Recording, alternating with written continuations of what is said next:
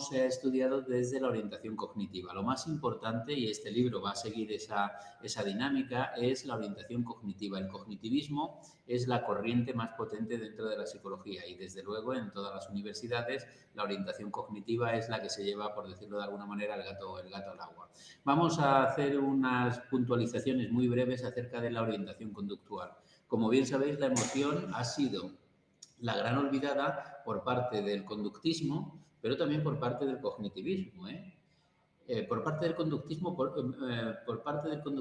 qué? Porque el conductismo, como bien sabéis, no niega que exista el constructo emoción o el constructo motivación o el constructo memoria, no lo niegan, pero como es algo que es inapreciable, como es algo que no se puede medir de forma objetiva y directamente, pues no lo tienen en cuenta. ¿De qué manera entonces los conductistas pueden estudiar la emoción? Pues los conductistas pueden... ¿Sabéis cuál es el esquema de los conductistas? El paradigma. El paradigma de los conductistas, ¿qué es? ¿ER o EOR? Estímulos y respuestas, que precisamente es lo único que se puede medir de forma directa, los estímulos y las respuestas. Y lo que pasa en el medio, ellos no niegan lo que pasa en el medio, en la O, pero como no se puede observar directamente, no lo... Así que se ponen a estudiar estímulos por una parte y respuestas por otra. Si estamos hablando de emoción, evidentemente ellos no estudian la emoción, estudian la respuesta que acompaña a la emoción. Y se basan en una emoción en concreto, se basan en el miedo, en las fobias. Así que en el manual hacen referencia a la explicación de las conductas que van emparejadas a la emoción de miedo. ¿Cuáles son las conductas que van emparejadas a la emoción de miedo? La evitación y el escape. Evitación y escape. Así que estudian las fobias y hablan en el manual de un autor en concreto que es Maurer y su teoría bifactorial, la teoría bifactorial de Maurer. Para explicar la teoría bifactorial de Maurer tenemos que saber qué es un condicionamiento clásico y qué es un condicionamiento operante o condicionamiento instrumental. ¿Sabemos qué es eso? Condicionamiento operante y condicionamiento instrumental. Me imagino que lo tenemos que saber o lo deberíamos saber. ¿Sabéis o no sabéis? Por lo menos las que estáis aquí presentes. Sí, vale. ¿No hay nadie que diga que no? ¿Sí? ¿Sí o no? ¿Sí o no? Para meternos en ello. Bueno, grosso modo, el condicionamiento clásico y el condicionamiento operante son aprendizajes básicos que defienden los conductistas. Los conductistas defienden que podemos aprender asociando estímulos con estímulos o asociando estímulos con respuestas. El condicionamiento clásico es una asociación, es un aprendizaje por asociación de dos estímulos. Un estímulo neutro con un estímulo incondicionado. Un estímulo incondicionado es aquel que de forma natural produce una respuesta que se llama respuesta incondicionada. Y un estímulo neutro es un estímulo que no tiene nada que ver con la respuesta incondicionada, pero que después de asociarse muchas veces con el estímulo incondicionado, ese estímulo neutro se convierte en estímulo condicionado que va a producir una respuesta condicionada que es del mismo signo que la respuesta incondicionada. ¿Cómo se os ha quedado el cuerpo? ¿Sí? ¿Bien? Así que si yo tengo fobia a los aviones, ¿cuál es el estímulo neutro?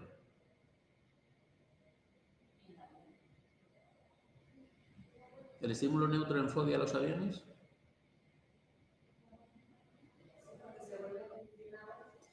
El estímulo neutro en una fobia a los aviones, evidentemente, es el avión.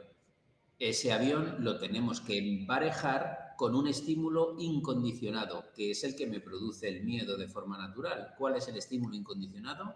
Bueno, pues algo que me ocurrió en un avión que descendió bruscamente y casi me muero por... Ese es el estímulo incondicionado que produce una respuesta incondicionada que es de miedo. Así que asocio el estímulo incondicionado con el avión de tal manera que a partir de ese momento el avión me produce miedo. Ese es el condicionamiento clásico. El condicionamiento clásico, con el condicionamiento clásico aprendemos conductas involuntarias. Una conducta involuntaria es el miedo. Pero esta teoría no se llama unifactorial, se llama bifactorial, dos factores. Así que estos dos factores son, por una parte, el condicionamiento clásico y, por otra parte, el condicionamiento operante o condicionamiento instrumental, que ya es para aprender conductas que son voluntarias. De tal manera que si ya tengo el condicionamiento clásico, la fobia al avión, después ya pongo en marcha conductas voluntarias que especifican, que nos ponen blanco sobre negro que yo estoy padeciendo que yo estoy padeciendo un miedo. Y esas conductas son las conductas de evitación y escape. Eso ya lo hago yo voluntariamente. ¿Qué consigo con la conducta de evitación y escape?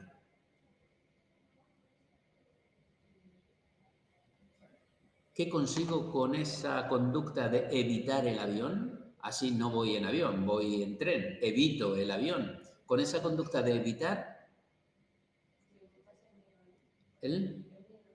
evidentemente, me libro, no, reforzar el miedo al avión, no, es al contrario.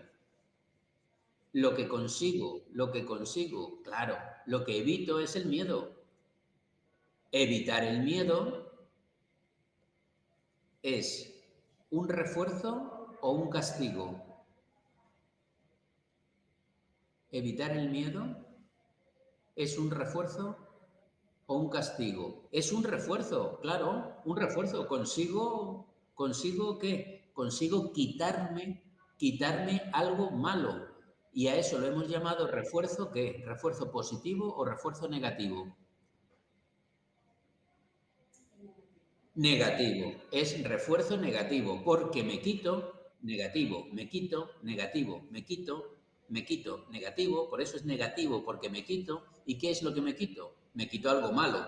Así que al quitarme algo malo, eso se convierte en un refuerzo negativo, porque me he quitado algo malo. Y esa es la teoría bifactorial de Moure, que el aprendizaje de los estímulos, el que el estímulo para mí sea hedónicamente negativo, eso se adquiere por condicionamiento clásico. El estímulo neutro se ha convertido en condicionado y me da miedo. Eso es condicionamiento clásico. Y después, por condicionamiento operante, mantenemos ese miedo, de tal manera que los psicólogos estamos para que ese aprendizaje deje de darse, para desaprender, para que el sujeto deje de evitar subirse al avión. Es decir, lo que queremos conseguir es que el sujeto se suba al avión y que desaparezcan las conductas de evitación o escape. Y a eso se dedican los conductistas y Maurer con su teoría bifactorial, condicionamiento clásico y condicionamiento instrumental. La emoción que más estudian los conductistas, evidentemente, es la emoción de miedo. Los conductistas estudian las fobias. Evidentemente, otra forma conductual de adquirir miedos es por aprendizaje vicario, aprendizaje por modelado, aprendizaje de bandura. Aprendemos, aunque no hayamos sufrido el trauma, viendo el trauma en otros, aprendemos a tener miedo a ese estímulo. Con esto vemos o damos por visto la parte conductista del estudio de las emociones. Evidentemente, la teoría bifactorial de Maurer tiene sus pequeños grandes problemas, porque si hemos dicho que esto es un aprendizaje por asociación, asociamos el estímulo neutro con el estímulo incondicionado y aprendemos una fobia. Pero si ese emparejamiento deja de darse, la fobia, el aprendizaje, se extinguiría. ¿De acuerdo? Y se ha comprobado que hay ciertas fobias que, aunque la asociación del estímulo neutro con el estímulo incondicionado no se esté dando, no se produce la extinción de la fobia, sino que la fobia se mantiene. Es decir, en vez de extinguirse, la fobia se incuba. Por eso, Eysenck habla de su teoría de la incubación, precisamente para explicar este pequeño defecto de la teoría bifactorial de Maurer. ¿Por qué se mantienen unas fobias si ya no se da la asociación entre estímulo neutro y estímulo incondicionado? Y una de las explicaciones plausibles es que hay estímulos que filogenéticamente están preparados para producirnos miedo. Y por lo tanto, aunque no se dé el emparejamiento entre estímulo neutro y estímulo incondicionado, la fobia se sigue manteniendo. Estos estímulos pueden ser serpientes, arañas o caras enfadadas. Cuando esos son los estímulos neutros, la fobia es difícil que desaparezca. Eso es explicado por la teoría de la incubación de Eysenck para poner un parche a esta teoría bifactorial de Maurer. ¿Me vais siguiendo o voy muy deprisa? Vamos a entrar en el biologicismo.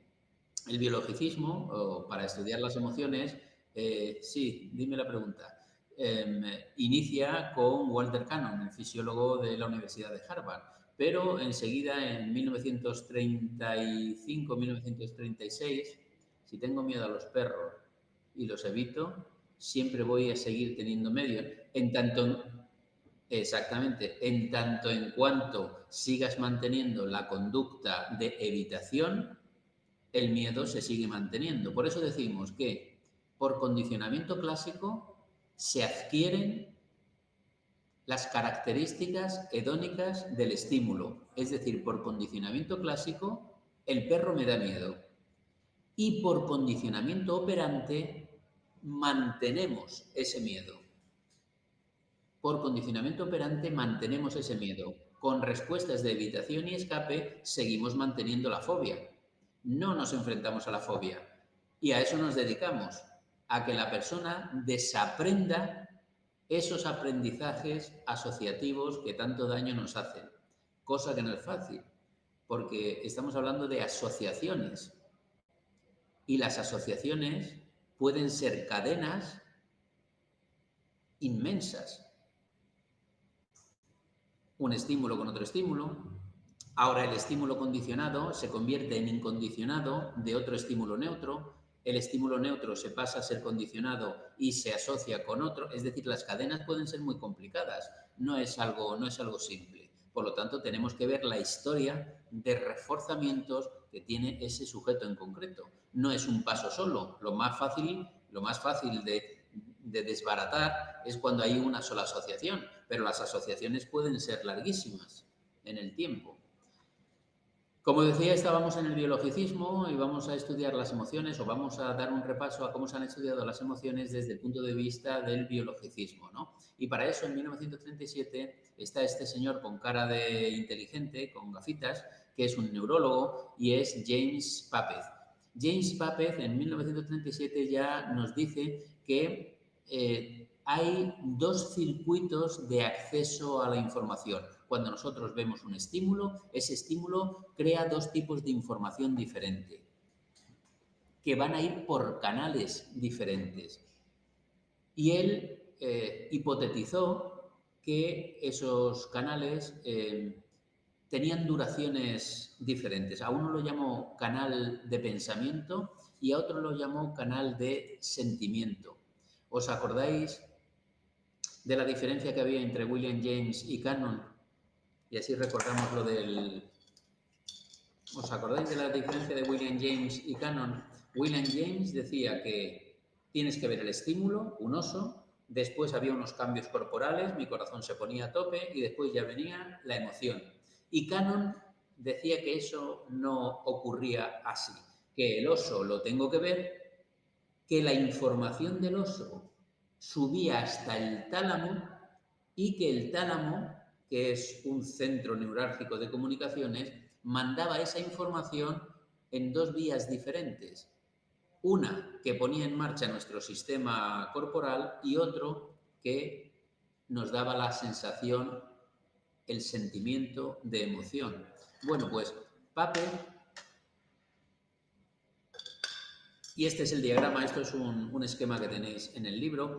Pape dice, vamos a explicarlo rápidamente para que entendáis los dos canales que defiende Pape, los dos circuitos de información y dónde esos dos circuitos, la información que va por esos dos circuitos, se encuentra, en qué parte de nuestro cerebro se encuentra para que nosotros podamos decir, estoy triste o tengo miedo.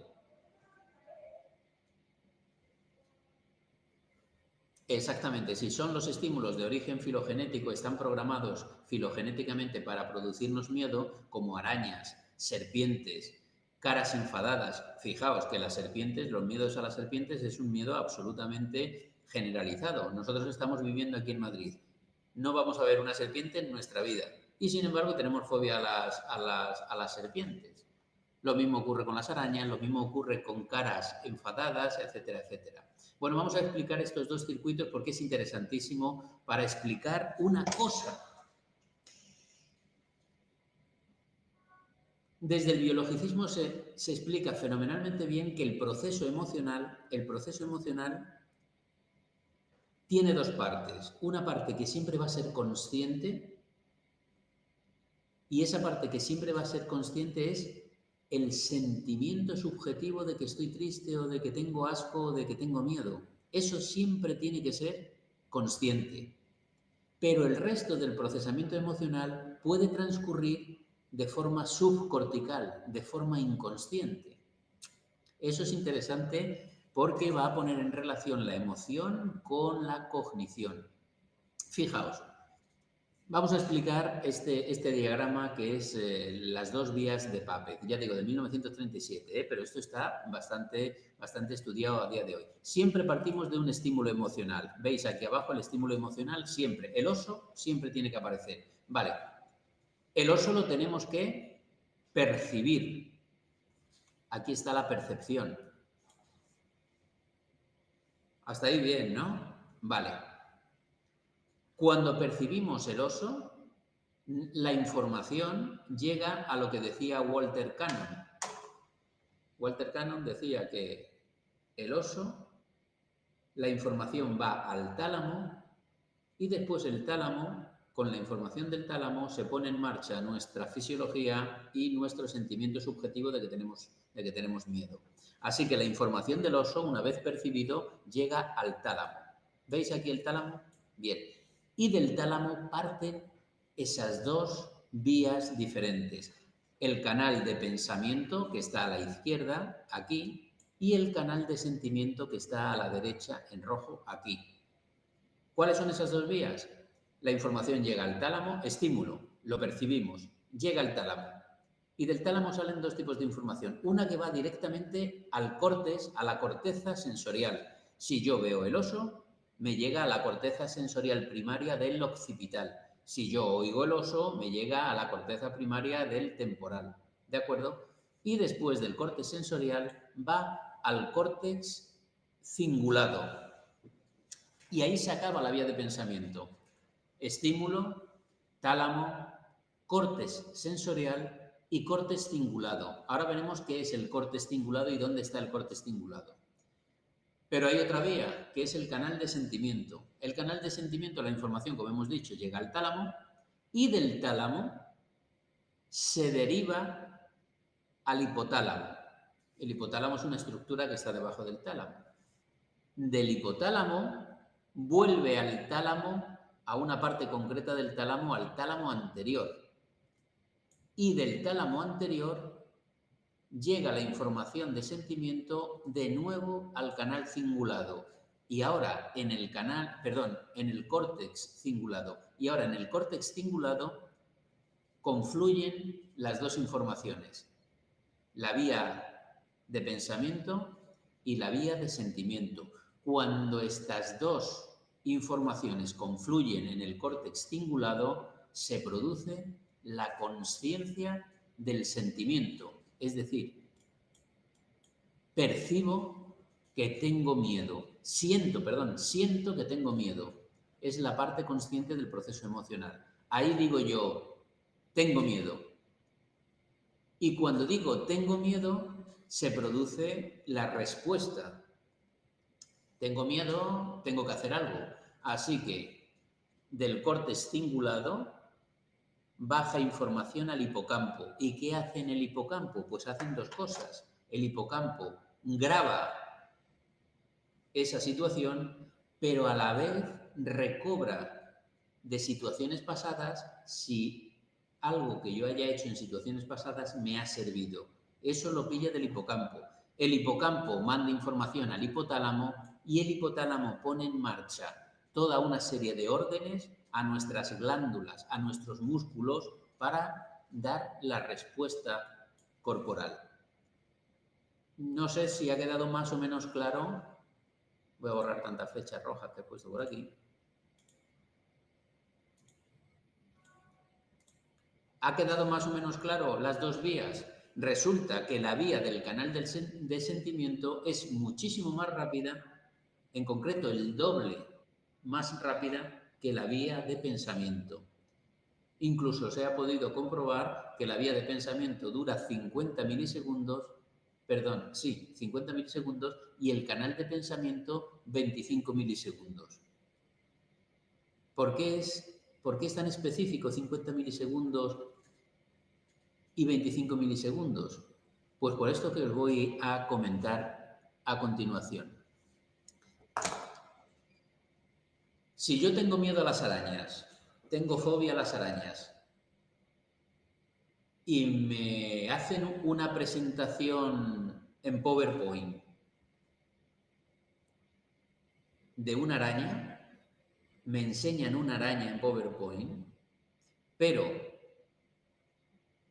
esa presentación dura menos de 50 milisegundos. Fijaos que he dicho canal de pensamiento 50 milisegundos. He puesto una cifra redonda, 50 milisegundos. Si yo a una persona que tiene fobia a las arañas le presento una araña, un dibujo de una araña, en un flash, es decir, de menos de 50 milisegundos, y yo le pregunto a esa persona, ¿tienes miedo? Esa persona me dice, no, ¿por qué voy a tener miedo? Porque te he enseñado una araña. No sé lo que me habrás enseñado, pero yo no lo he visto. No he tenido oportunidad, no he tenido tiempo de ver qué es lo que tú me has presentado. Así que no he visto una araña. Así que no he tenido miedo. Ojo, el canal de pensamiento ha sido anulado. No ha llegado información al córtex cingulado porque no me ha dado tiempo de ver la araña. ¿Sí? ¿Me vais siguiendo? Pero ¿qué pasa con el canal de sentimiento? ¿Qué pasa con el canal de sentimiento? Yo no he podido ver la araña, yo no soy consciente de haber visto la araña, pero mi ojo ha captado la araña, pero yo no soy consciente. Ha habido sensación de araña, pero no percepción de araña.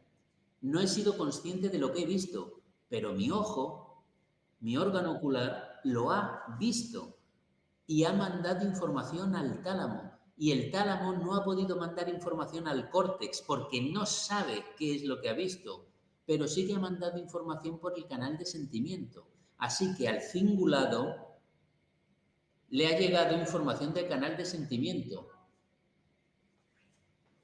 ¿De acuerdo? Pero como el cingulado no tiene la información de pensamiento, cuando te preguntan que si tienes miedo, dices que no tienes miedo. El sentimiento no existe. Pero, sin embargo, tu cuerpo se ha puesto en marcha, porque si tenemos electrodos que controlen la conductancia de la piel, te presento la araña en 25 milisegundos y la conductancia de la piel se dispara. ¿Me vais entendiendo esto? Esto es esencial. Por lo tanto, la reacción emocional puede ser inconsciente. Ahora que el sentimiento emocional siempre tiene que ser consciente. El sentimiento, es decir, decir estoy triste o yo decir tengo miedo, eso es sentimiento emocional, es la parte consciente del proceso emocional. Pero puedo lanzar una reacción emocional básica sin saber lo que estoy viendo. Eso tenemos muchos ejemplos de nuestra vida real. Cuando de repente tenemos un escalofrío o se nos pone la piel de gallina o tenemos y no sabemos por qué. No sabemos qué hemos oído, qué hemos visto, qué hemos gustado o qué nos ha tocado. No sabemos, pero sin embargo tenemos esa reacción emocional. No sé si ha quedado más o menos claro esto. Exactamente, puedo responder fisiológicamente sin saber por qué. Eso es. Muy bien, veo que estás estudiando atención, C. Romero 594, a lo mejor estás estudiando atención o a lo mejor ya vas por el tema 4 de emoción, es el PRIMIT, eso es. Para que sepamos de lo que estamos hablando, una cosa es el cingulado que está en la parte externa, en la parte frontal, en el córtex, y el canal ese de sentimiento, el tálamo, cuando hablamos de tálamo, cuando hablamos de hipotálamo, eso está en el sistema límbico, en el centro de nuestra si nos imaginamos que es una pelota, en el centro justo de la pelota. Es una de las estructuras más antiguas que tenemos. Lo compartimos con los animales. Lo que no compartimos con los animales es ese cingulado y ese córtex prefrontal. Vale, un poquito más. Esto de anterior está bien. Fijaos, dentro del sistema límbico tenemos estructuras importantes en cuanto a los instintos, en cuanto a las emociones y en cuanto a iba a decir a los sentimientos, pero no, los sentimientos es del córtex, cuando somos conscientes. En cuanto a los instintos, a las pulsiones, ahí es donde Freud decía que estaba el inconsciente. Bien, dentro del sistema límbico tenemos dos estructuras que están encargadas de la memoria, pero son dos memorias muy diferentes. Una memoria es una memoria explícita, una memoria declarativa, y la estructura que está en el sistema límbico, que se encarga de esa memoria explícita y declarativa, es el...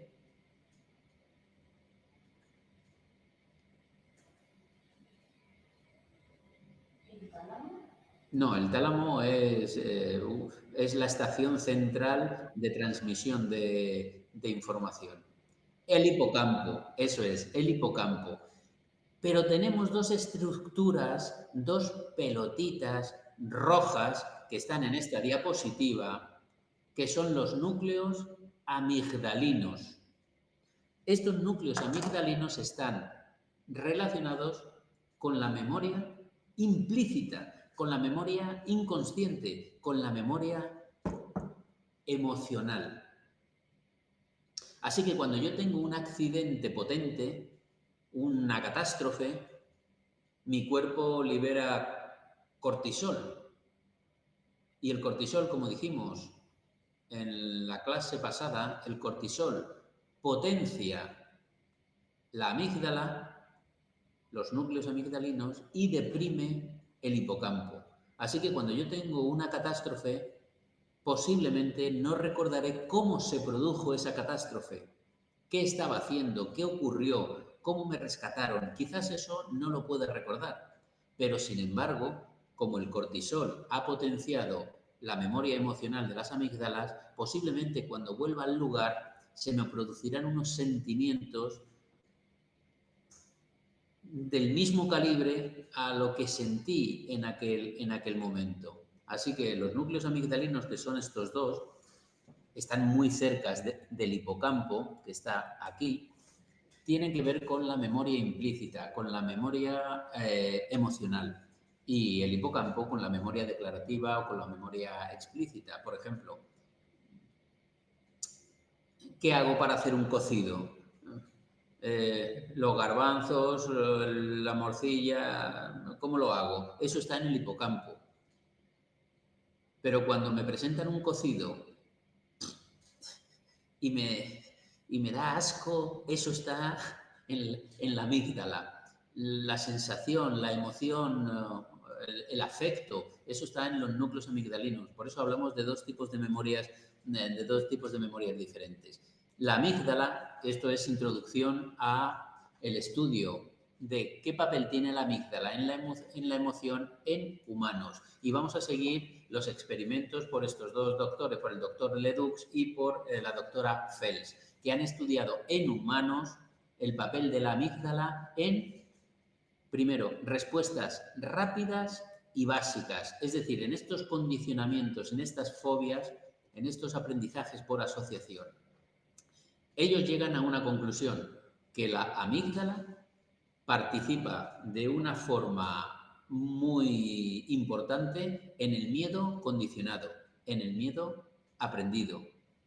Y dicen que incluso cuando el estímulo neutro se presenta, o el estímulo condicionado, ¿de acuerdo? Antes de ser condicionado ha sido neutro. Cuando el estímulo condicionado se presenta de forma subliminal, es decir, en menos de 50 milisegundos, que tu ojo lo capta, pero tú no eres consciente de ver lo que tu ojo ha visto, cuando se presenta subliminalmente, hasta en esas ocasiones, la amígdala responde. Es decir, por vía subcortical. Subcortical, el córtex, pues debajo del córtex, que es donde está la amígdala. Vía subcortical para detectar estímulos emocionales, pero de forma inconsciente. Por favor, decidme que me vais siguiendo, porque esto es muy importante. Vale, vale. Por eso decimos que la amígdala interviene en un tipo, estamos contigo, vamos. La amígdala interviene en un tipo de aprendizaje que se llama aprendizaje emocional implícito. En personas, fijaos, vuelvo a señalaros que estamos estudiando, siguiendo a este doctor y a esta doctora, estamos estudiando el papel de la amígdala, ojo, en humanos. Por lo tanto, son diseños que se denominan diseños de investigación ex post facto. Si tenemos una persona que tiene los núcleos amigdalinos que no le funcionan bien, pues los cogemos para estudiar esto. No se los destrozamos adrede, ¿de acuerdo? Así que no es un diseño experimental, es un diseño cuasi experimental, porque es un diseño ex post facto. No podemos manipular el cerebro de una persona para ver qué efectos tiene. El de una rata o el de un perrito, sí. Por eso, desde el punto de vista biologicista, la variable independiente cerebro se utiliza cuando los sujetos son animales. Pero no podemos utilizar con personas la variable independiente cerebro, ¿eh? Pues más de uno, sí.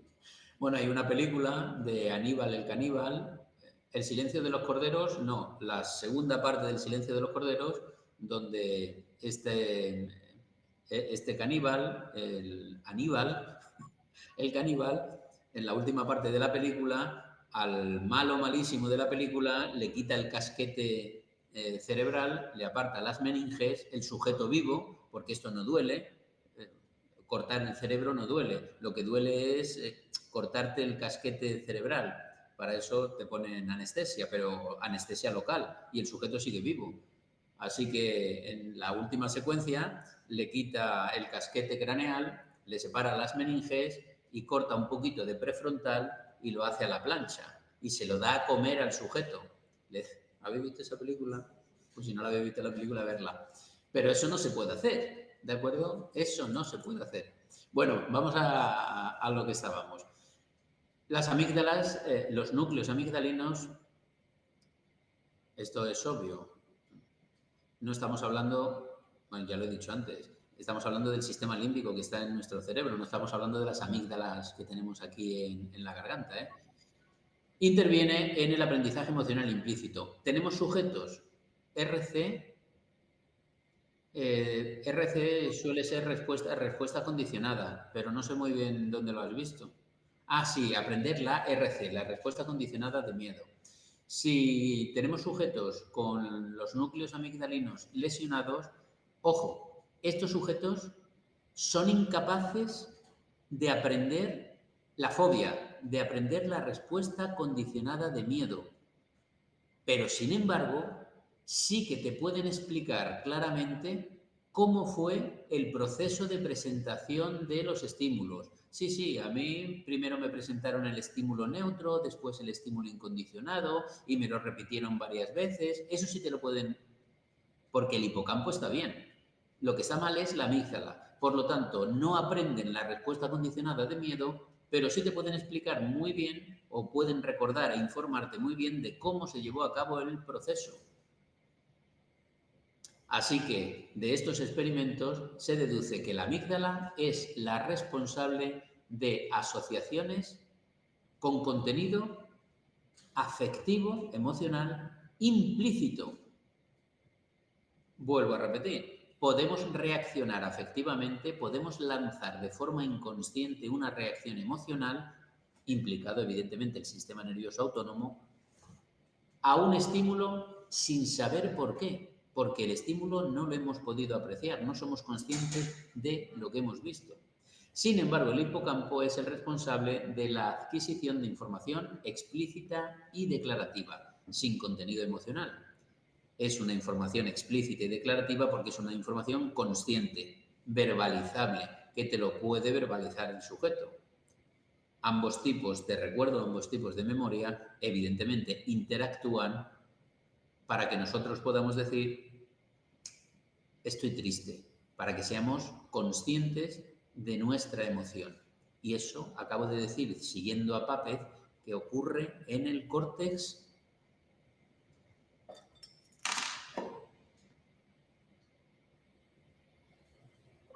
cingulado. No solamente tenemos respuestas rápidas y respuestas básicas como estas de las fobias.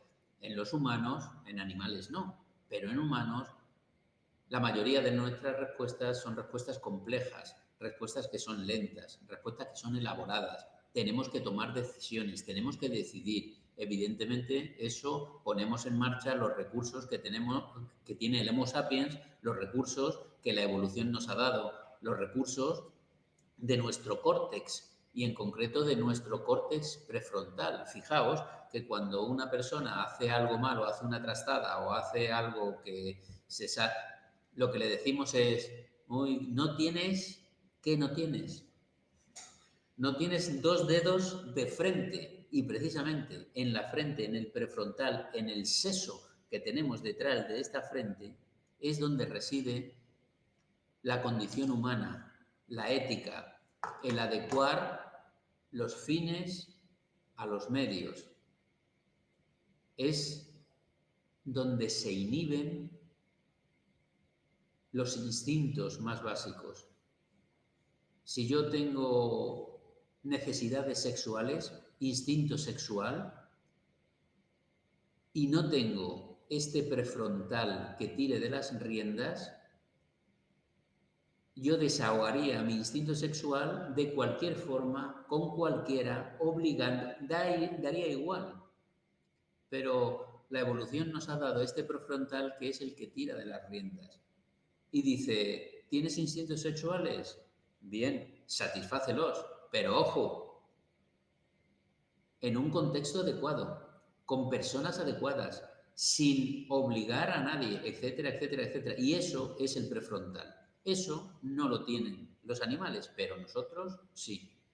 Así que en respuestas lentas, en respuestas elaboradas, tiene un papel primordial el córtex prefrontal. Me imagino que en diferentes asignaturas del grado de psicología os han presentado el caso de Phineas Gage, de 1848. ¿Os suena este caso? Sí. Un obrero de la construcción que le cae una barra y le destroza el prefrontal. La barra se la sacan, el sujeto vive, es otro diseño ex post facto. Ya que tenemos un sujeto que el prefrontal ha sido destrozado, vamos a ver en qué ha cambiado su comportamiento. Y resulta que pasa de ser una persona medianamente normal a ser una persona animalizada. Es decir, no tiene las riendas, no tiene las riendas para sujetar al caballo. Así que el caballo pues va desbocado y empieza a tener pues ciertos comportamientos que son comportamientos no adecuados al contexto en el que está desarrollándose.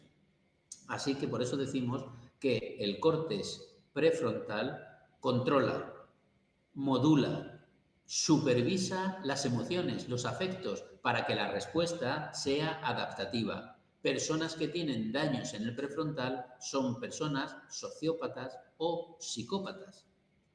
El prefrontal es esencial para la toma de decisiones. Y aquí hacemos un paréntesis y hablamos de ese libro que yo tantas veces os he recomendado del neurólogo portugués Antonio Damasio. El libro se llama El error de Descartes, que es la hipótesis del marcador somático. La hipótesis del marcador somático. Nosotros decidimos, es una respuesta lenta y elaborada, tener que decidir es una respuesta lenta y elaborada, decidimos o elegimos, ojo, de forma emocional, anticipando de forma inconsciente, sin saberlo, las repercusiones de una u otra opción cuando tenemos que elegir, basados en experiencias pasadas que han marcado somáticamente la emoción de esa situación. Esa situación ha quedado marcada somáticamente. Quiere esto decir, en un ejemplo que no es real, ¿no? Es un ejemplo un tanto pachanguero para intentar dar luz a esto. Cuando yo estoy intentando decidir entre comprarme el coche A o el coche B, empiezo a razonar la cognición para tomar la decisión. Creo que las emociones están dadas de lado. Entonces empiezo a decir, este maletero es más grande, yo necesito un maletero grande porque tengo niños, así que yo creo que quiero un coche que no cueste mucho porque no tengo mucho dinero, quiero un coche que tenga una potencia X porque no sé qué, no sé cuándo. Eso es razonar. Al final decido el coche B. Bueno, pues esta hipótesis del marcador somático dice que la inclinación de la balanza al coche B está basada en el razonamiento, claro que sí, pero no tenemos que despreciar el marcador somático de situaciones anteriores, de tal manera que podría decir que al final he decidido comprarme el coche B porque es de color rojo y ese color me produce una emoción determinada.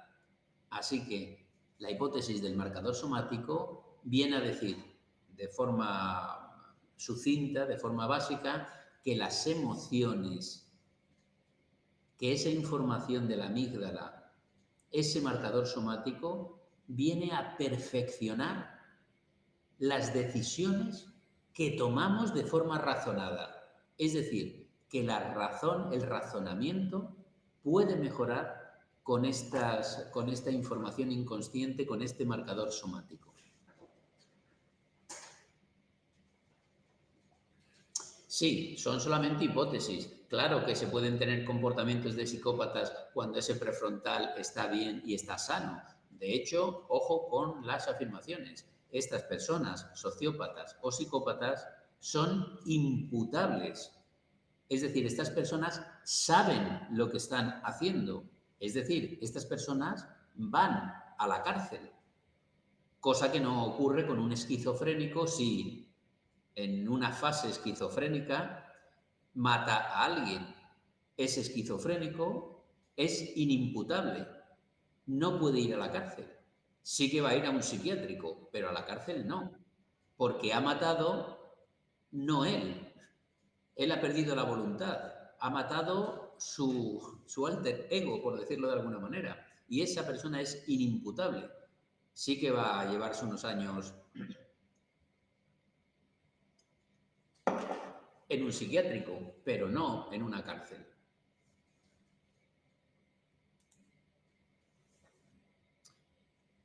Eso es. Así que tenemos que hablar del prefrontal, pero dentro del prefrontal vamos a hablar de dos estructuras muy pequeñitas dentro del prefrontal. Hablamos de esto porque aparece en el libro y puede ser objeto de examen, aunque esto entraría de lleno en la asignatura de neuropsicología o en la asignatura de psicobiología. Pero bueno, lo vamos a tratar aquí sucintamente porque lo tratan también en el manual. Seguimos con las respuestas lentas y las respuestas elaboradas, que precisamente es donde el prefrontal asume su función.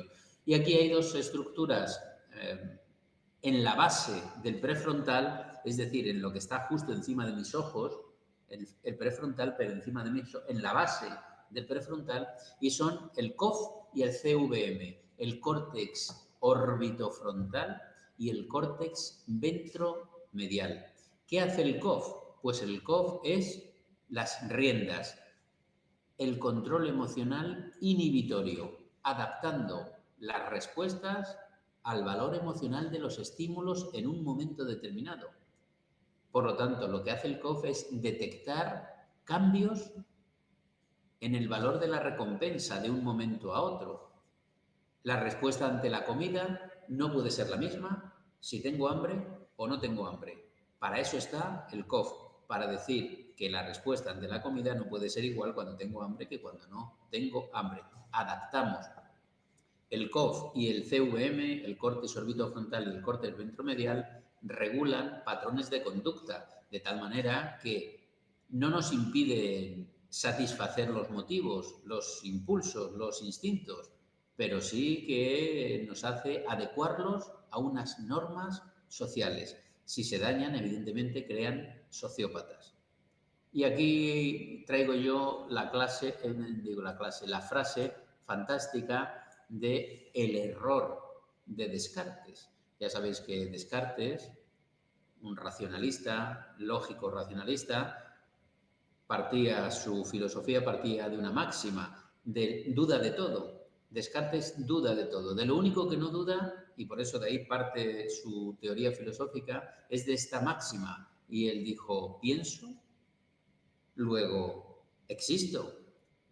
Porque si estoy pensando y soy consciente de que estoy pensando, eso quiere decir que existo. Pienso, luego existo. Bueno, pues ese es el error de Descartes. Y por lo tanto, Antonio Damasio, los psicólogos, incluso Freud del año catapún chimpún, dice que Descartes cometía un error. Así que reformulan la frase y la frase quedaría así. Pienso, luego no existo. O por lo menos mi existencia no es plena si solamente me baso en la razón, en el pensamiento, y dejo de lado las emociones. Es lo que defiende la hipótesis del marcador somático. Situaciones ambiguas, situaciones en las que no tenemos toda información, tomamos las decisiones por las emociones generadas, es decir, cambios vegetativos, cambios inconscientes, porque anticipamos las posibles consecuencias en base a experiencias pasadas. De esto podéis buscar en internet si queréis el experimento que hay para comparar a delincuentes recalcitrantes, delincuentes que delinquen una y otra y otra y otra y otra vez, que no tienen remedio, y personas normales. En un procedimiento de condicionamiento clásico, a ambos grupos se les condicionan con imágenes de índole erótico, de índole sexual, que sería el estímulo neutro, asociándolas a una descarga eléctrica. Una descarga eléctrica. Así que imagen, descarga, imagen, descarga, imagen, descarga, imagen, descarga. ¿De acuerdo? Y medimos la actividad de la conductancia de la piel. Así que en el grupo de personas normales, una vez terminado el procedimiento de condicionamiento clásico, cuando se le presenta una imagen erótica, la conductancia de la piel sube. ¿Por qué sube? Porque está esperando el estímulo incondicional asociado, que es la descarga eléctrica. ¿Y qué pasa con los delincuentes recalcitrantes? Que le presentan la imagen y su conductancia de la piel se queda tal cual. No hay diferencia. Es como si el marcador somático hubiese fallado. No hay marcación somática, afectiva y emocional en esas situaciones. Vamos a adelantar un poquito. Bien, esto es un cerebro visto desde abajo. Es una imagen, no desde abajo, desde abajo. Es una imagen basal del cerebro, de tal manera que la parte de atrás del cerebro, el tronco encefálico, el bulbo raquídeo, están aquí detrás. Y el prefrontal está aquí delante. Y lo estamos viendo desde abajo. Hemos estado hablando del COF y del CVM y hemos dicho que están en la base del prefrontal. Aquí encima de mis ojitos, cuando estamos hablando del córtex orbitofrontal, estamos hablando de esta parte rojita que hay aquí, pequeñita. Y cuando estamos hablando del ventromedial, estamos hablando de esta parte verde que hay aquí. ¿De acuerdo? De esas partes es de las que estamos hablando. Esto es simplemente para que pongáis, os imaginéis cuando hablamos de córtex orbitofrontal, qué es lo que estamos hablando.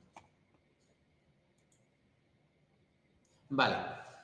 Dejamos el conductismo, dejamos el biologicismo y entramos en lo que le gusta a la psicología actual, que es el cognitivismo. Fijaos, en la base del estudio de la emoción desde el punto de vista cognitivista, que ya sabéis que es el más importante dentro de la psicología, defienden que el significado que nosotros damos a los sucesos, el significado que nosotros damos a los estímulos, el significado que nosotros damos a la situación que nos está ocurriendo, por lo que implica ese estímulo o lo que implica esa situación para nuestro bienestar y para el logro de nuestras metas, ese significado que damos para eso constituyen los determinantes principales de la mayoría de las emociones.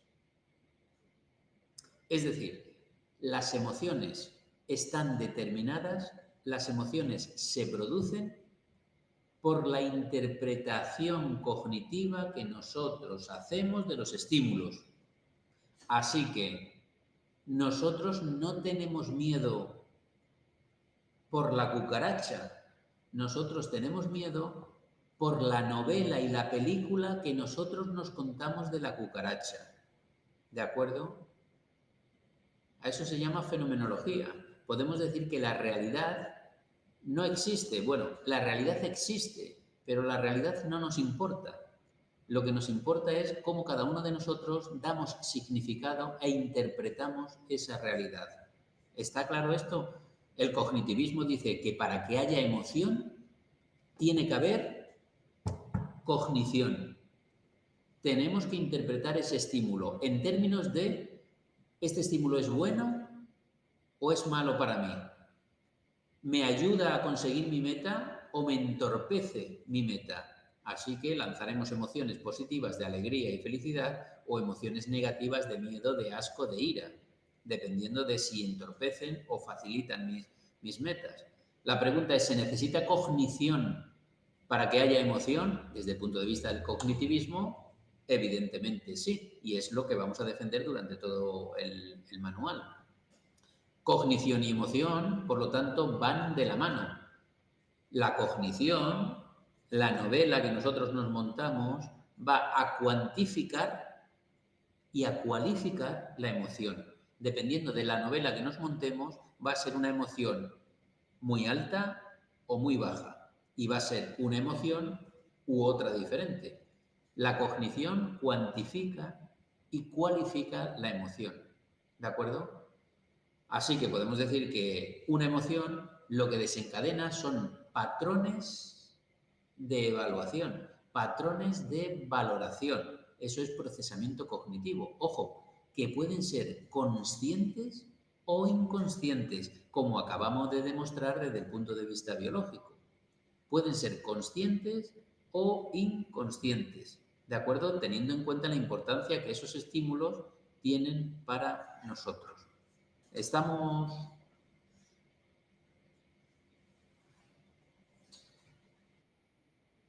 Sí, ¿no? Ese es el cognitivismo. Bien, cognitivismo hay como dos grandes grupos. Un aperitivo de lo que va a venir en el tema 2. Es un aperitivo de la gran comida que va a venir en el tema 2. Y el tema 2 ya digo que cuando hablen del procesamiento cognitivo emocional va a haber párrafos que van a ser farragosos, no. Lo siguiente, van a ser párrafos difícilmente interpretables porque están, desde mi punto de vista, bastante mal redactados. Bien, dentro del cognitivismo, es decir, que nosotros nos tenemos que montar una película acerca del estímulo para lanzar una emoción u otra diferente, hay dos grandes grupos de autores.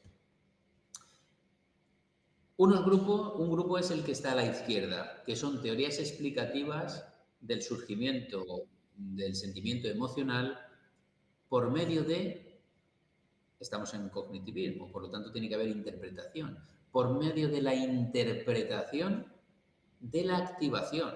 ¿Os acordáis de William James?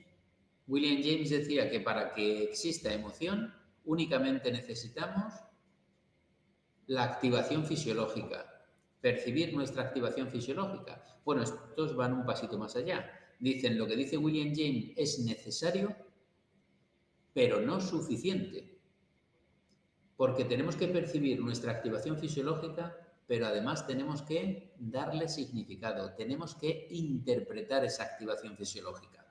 Así que yo, por ejemplo, cuando tengo el corazón latiendo muy deprisa, según William James, ya me podía producir una emoción.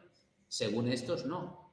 Tiene que mediar una interpretación cognitiva. Así que si yo voy corriendo, haciendo footing, haciendo jogging o como se llame, en fin, corriendo, y el corazón me late muy deprisa, yo lo interpreto cognitivamente que eso es normal y por lo tanto no hay ningún tipo de emoción. Ahora, si yo estoy tumbado en mi sofá después de comer viendo los animalitos de la 2, un documental de la 2, y mi corazón va muy deprisa, entonces ahí interpreto que algo malo me está ocurriendo y lanzo una emoción de miedo y por tanto cojo el teléfono y llamo al 112 para que venga una ambulancia a ver qué me está ocurriendo.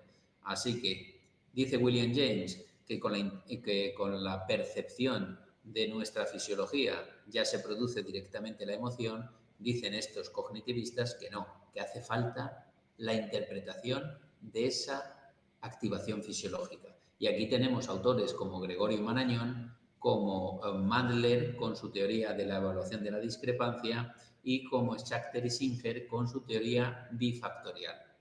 Esto por una parte. Pero hay otro grupo de autores, que son los que vamos a seguir en este libro, que son teorías explicativas por medio de la valoración, o lo que es igual en su término inglés del appraisal. ¿Y qué es lo que valoramos cognitivamente? Una valoración hace referencia al procesamiento cognitivo. ¿Y qué es lo que valoramos para este grupo de autores? Pues lo que valoramos no es la activación fisiológica como la del otro grupo, sino lo que valoramos es la situación en la que nos encontramos, cómo esa situación puede afectarme a mí de forma positiva o de forma negativa. Y aquí tenemos tres grandes autores. La iniciadora de este grupo de autores es Magda Arnold, pero a los que vamos a seguir, sobre todo a uno de ellos, es a Lazarus y a Scherer. Lazarus con su teoría cognitiva motivacional relacional, esta persona de aquí abajo, pero al que vamos a seguir su teoría, básicamente el libro, porque la sigue el libro, es la teoría de la sincronización de componentes de Klaus Scherer. Klaus Scherer, esto hablaremos de ellos en el tema 2. Siguiendo a Scherer, define así, en condicional. Dice, si la emoción es un episodio dinámico, es un episodio complejo, es un episodio multicomponencial que supone un proceso de cambio continuo en todos o en la mayoría de sus subsistemas que permiten una adaptación flexible al entorno y a los acontecimientos, Pues para entender bien este episodio dinámico, complejo y multicomponencial, para entenderla bien, tenemos que entender los cambios que continuamente se están produciendo y además de forma sincronizada entre ellos de estos 5 componentes. Estos 5 componentes son el componente cognitivo, el más importante para el cognitivismo, el componente neurofisiológico, todo lo que ocurre en nuestra fisiología, el componente motivacional, el poner en marcha conductas, el expresivo instrumental, es decir, la expresión que nosotros utilizamos para decirle a los otros qué es lo que estamos padeciendo, cuál es nuestra emoción de asco, de miedo, salir corriendo, nuestro componente expresivo instrumental y por último el que hemos denominado que es el resultado del proceso emocional, que es el de sentimiento, cuando decimos estoy triste o cuando decimos estoy con miedo. Estos son los diferentes componentes. Cada uno de estos componentes tiene detrás un sistema orgánico que lo soporta y tiene una función determinada.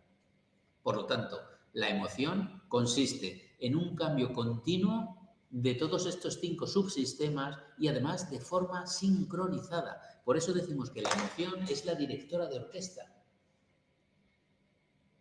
La directora de orquesta, que tiene que hacer y tiene que coordinar a los violines con la percusión, con el viento, para que aquello suene de una manera aceptable.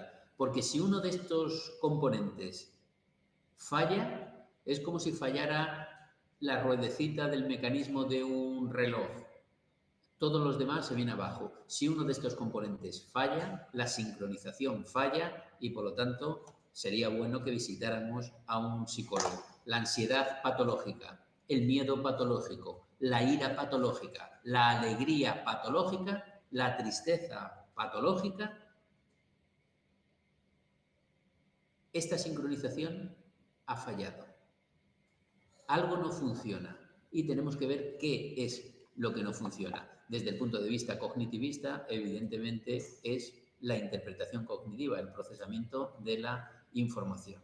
Bueno, ¿emoción qué es, por tanto? Emoción es un acontecimiento de cambios continuos, interrelacionados, sincronizados en el estado de todos o de la mayoría de estos 5 subsistemas del organismo, activados en respuesta a la valoración, a la evaluación de un evento externo o interno y lo evaluamos como relevante para mí, como relevante para el organismo. ¿Es relevante para mí lo que está ocurriendo? ¿Sí o no? Si es que no, fuera, no hay proceso emocional. Si es que sí, nos tenemos que hacer una segunda pregunta. Esto es en milisegundos. ¿Es relevante para mí? ¿Por qué? ¿Porque me facilita mis objetivos o porque me pone un impedimento para mis objetivos? Así tenemos emociones positivas y emociones negativas desde el punto de vista hedónico. Y siempre, siempre, siempre tiene que haber un cambio, la percepción de un cambio. ¿Más o menos está entendido? Decidme que sí, por favor. ¿Seguro?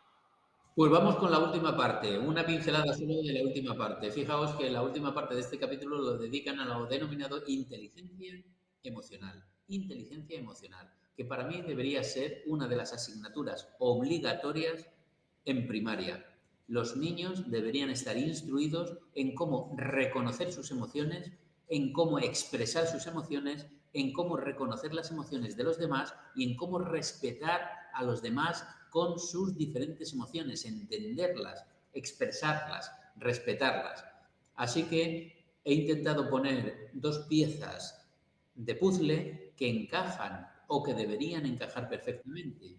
Una pieza es el cerebro y otra pieza el corazón. Error, un error garrafal. Intento decir que el cerebro es la razón, es el pensamiento y la emoción es el corazón. Pero esto es un error, esto es mentira. La emoción y el pensamiento están en el cerebro. El corazón simplemente bombea sangre, no hace otra cosa. Ahora que hemos pasado San Valentín, corazoncitos, rosas con corazoncitos, y lo que deberíamos hacer es una rosa con un cerebrito, no con un corazoncito. Pero bueno, esto viene de muy atrás, esto viene de corrientes filosóficas, pero el corazón no tiene nada que ver con las emociones. Cuando se dice, esta persona tiene un gran corazón, quiere decir que es una persona buena o que tiene... Esto no tiene nada que ver con el corazón. Bien, pues hablan de la inteligencia emocional. La inteligencia emocional la puso de moda hace ya bastantes décadas un autor, Daniel Goleman, y ha escrito un montón de libros al respecto de la inteligencia emocional. Que sepáis que a mí no me interesa una persona que tenga 200 de cociente intelectual si hace infeliz a la gente que tiene alrededor. Prefiero una persona con 100 de cociente intelectual, pero que haga felices a la gente que tiene alrededor. Eso es inteligencia emocional. De nada me vale un Einstein que sea iba a decir un palabra, pero no lo digo, eso no me sirve de nada, por muy inteligente que sea, ¿de acuerdo? Así que la inteligencia emocional la definen como una habilidad, pero esa habilidad hay que desarrollarla. Si nosotros tuviéramos una asignatura en primaria de inteligencia emocional en este sentido, otro gallo nos cantaría cuando esos niños llegaran a la adolescencia, llegaran a la juventud y llegaran a la adultez. Otro gallo nos cantaría. Pero bueno, de momento lo importante es las matemáticas y esas cosas. Yo pondría una asignatura de inteligencia emocional a la altura de las matemáticas, de la lengua o de la historia, pero sin dudarlo ni un momento. Pero bueno, a mí no me hacen caso, evidentemente. Es la inteligencia emocional la habilidad para percibir, para valorarlo y para expresar las emociones de forma adecuada y de forma adaptativa. La habilidad para comprender las emociones, para saber qué es lo que me está pasando. Cuando un niño me quita la pelota y quiero matarle, saber que eso es ira y que eso está bien tenerlo, que eso es positivo tenerlo, pero que hay que tenerlo controlado y regulado. No es cuestión de anular las emociones, es cuestión de controlar las emociones, pero no anularlas, porque todas las emociones son buenas. Desde el punto de vista adaptativo, todas las emociones son buenas. Ahora bien, desde el punto de vista hedónico, pues hay emociones que nos gustan más y emociones que nos gustan menos. A mí me gusta mucho la alegría y me gusta menos la tristeza. Hedónicamente, la alegría es positiva y la tristeza negativa, pero desde el punto de vista adaptativo, la alegría es fundamental, pero la tristeza es más fundamental todavía, si lo queréis. Así que las 4 habilidades básicas, siguiendo a estos dos autores, son percepción, comprensión, facilitación emocional y regulación emocional. Y con esto yo creo que acabamos el primer capítulo y empezamos con el segundo, si no hay ninguna pregunta.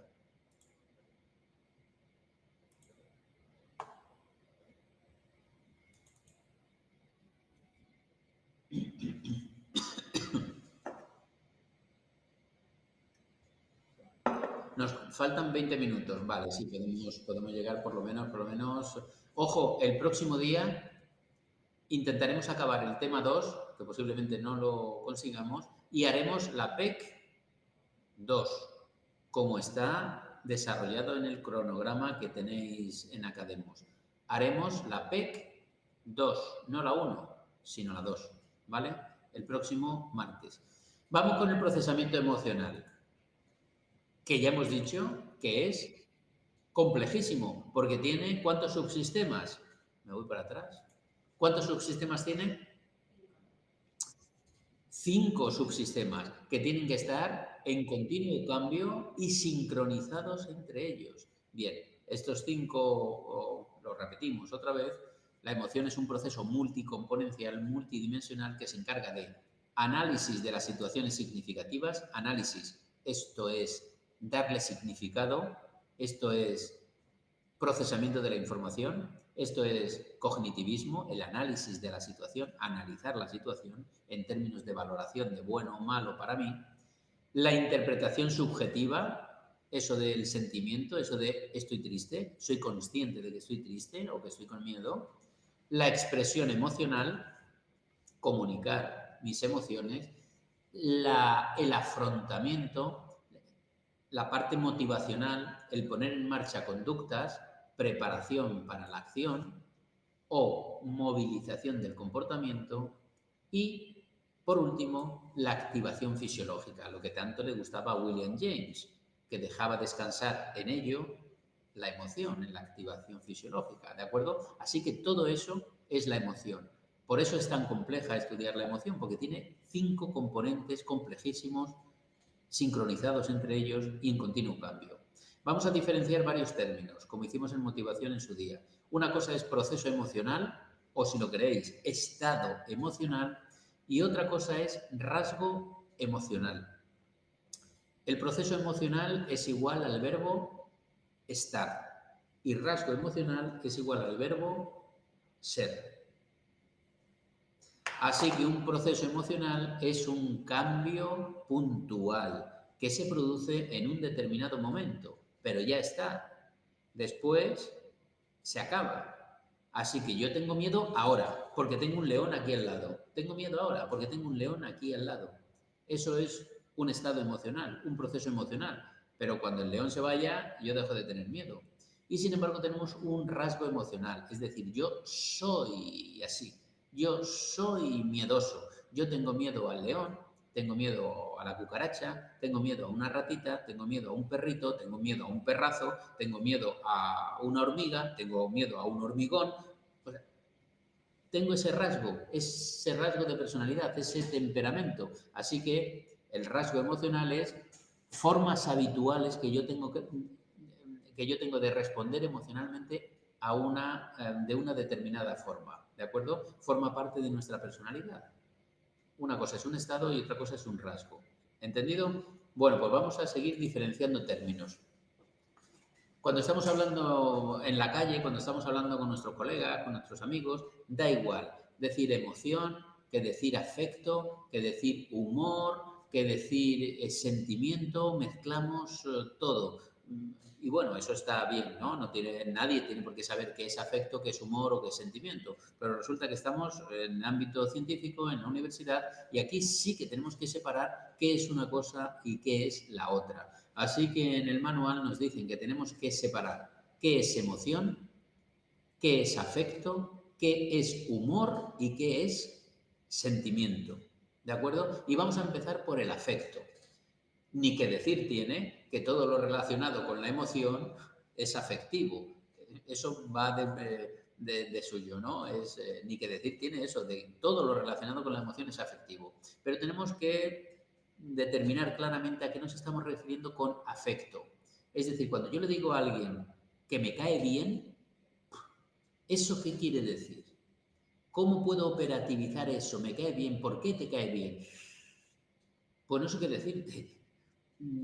Pero es que me cae bien. Hay algo, no sabemos qué, pero me cae bien. U otra persona me cae mal. Por eso decimos que el afecto es de los componentes afectivos el más general, el más universal, el más antiguo desde el punto de vista filogenético y ontogenético.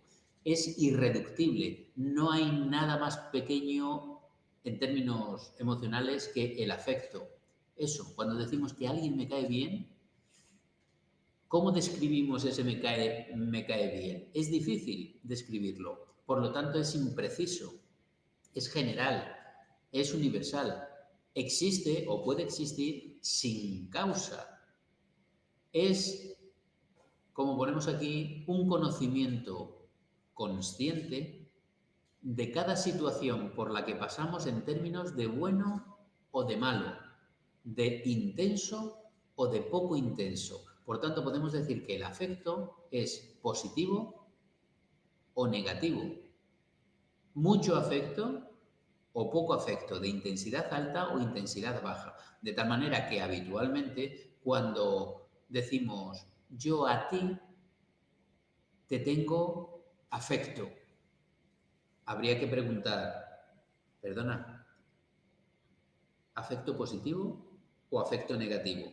Y serías un poco pedante, porque siempre tenemos una tendencia innata a que el afecto sea positivo. Cuando una persona me dice, te tengo afecto, pues digo, esta persona la caigo bien, me quiere, me tiene afecto, pero en puridad teníamos que preguntar ¿a qué afecto te refieres? ¿Al positivo o al negativo?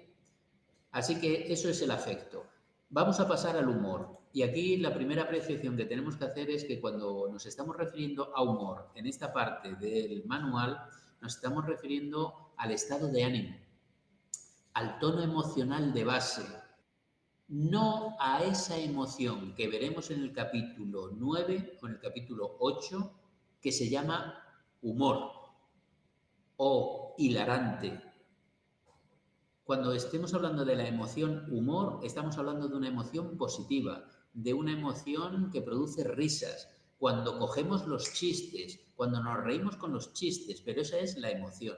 Y aquí no estamos hablando de emoción, aunque se llame humor, pero no es emoción. Aquí nos estamos refiriendo a otra cosa, a el estado de ánimo, al tono emocional de base. Por eso pongo aquí que no confundir con la emoción llamada humor. Y es cuando decimos, hoy me siento bien, hoy me he levantado con el pie derecho, o al contrario, hoy me he levantado con el pie izquierdo. ¿Por qué te has levantado con el pie derecho? Pues la verdad es que tampoco lo sé. Pero es un estado de ánimo que va a marcar una probabilidad de cómo yo voy a ver el mundo. Así que el estado de ánimo de un pesimista es un estado de ánimo habitualmente, en la mayor parte de las circunstancias, que se va a levantar con el pie izquierdo. Y sin embargo, un optimista va a tener un estado de ánimo positivo. Si queremos hacer una secuencia en cuanto a la intensidad, esto apuntarlo, esto es de examen, ¿eh? Si queremos hacer una secuencia en cuanto a la intensidad, podemos decir que el afecto es menos intenso que el humor y el humor es menos intenso que la emoción. Es decir, la emoción es lo más intenso. Después va el humor y después, por último, va el afecto. Y si queremos hablar de la duración, el afecto es el que más dura, el humor es el siguiente y lo que menos dura es la emoción, por si queremos hacer una secuencia en cuanto a la duración y en cuanto a la intensidad. ¿De acuerdo?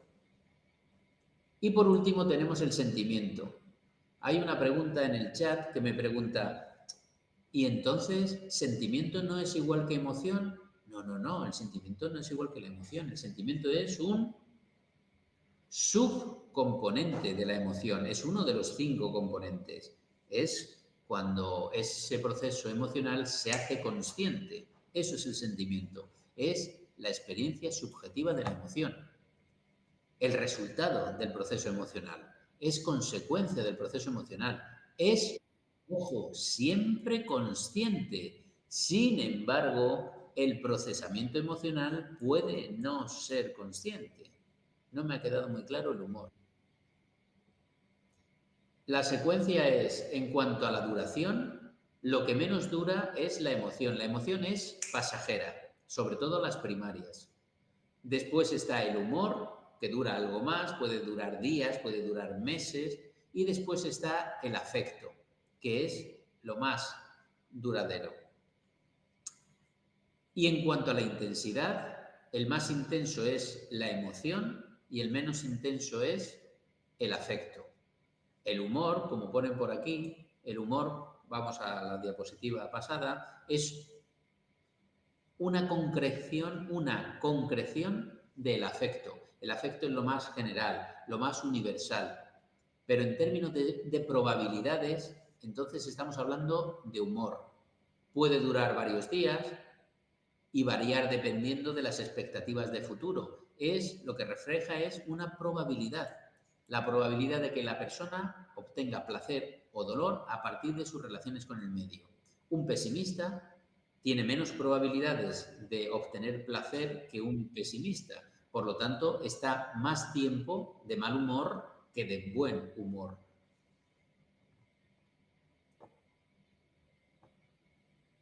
Pero es el humor como lo entendemos siempre. Es que no sé cómo lo entiendes siempre. Ya he empezado diciendo que separes esto, este concepto de humor, este estado de ánimo o este tono emocional de base, que es de lo que estamos hablando con el término humor aquí, de lo que es el humor emoción, que eso lo veremos en el tema 8.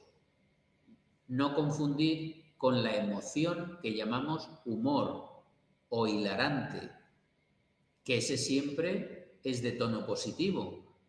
Es reírnos de un chiste, reírnos cuando nos hace cosquillas, reírnos de alguien que se cae y se da un trompicón.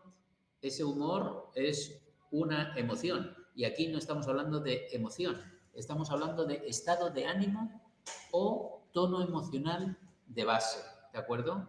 Ya llegaremos al humor. El humor emoción siempre es jajaja y jijiji. Este humor no, este humor puede ser negativo y positivo. Me levanto con el pie izquierdo, me levanto con el pie derecho.